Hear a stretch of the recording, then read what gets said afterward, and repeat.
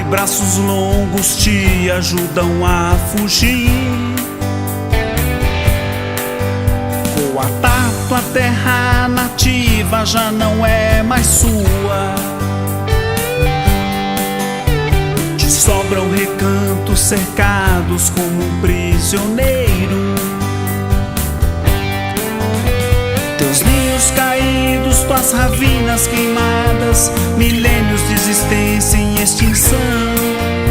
Centenas de animais como você hoje sucumbem à ignorância humana e ambição.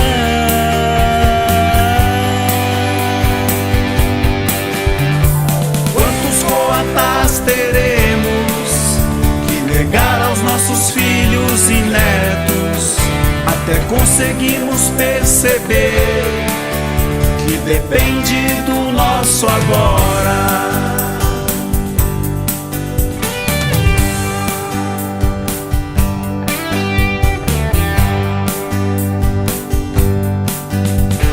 Coata, teu grito forte ecoa pela mata,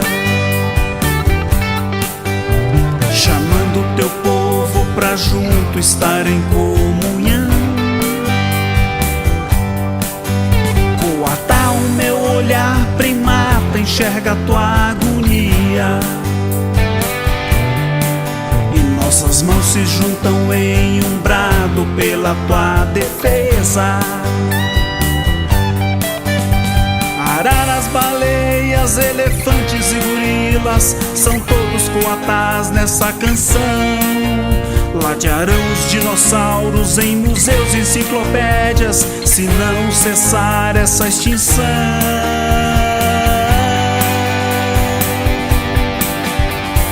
Coatá da Amazônia, mais um bicho a se despedir de nós, diminuindo nossa santidade.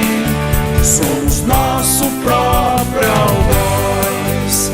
A igualdade entre as espécies é algo que temos que compreender.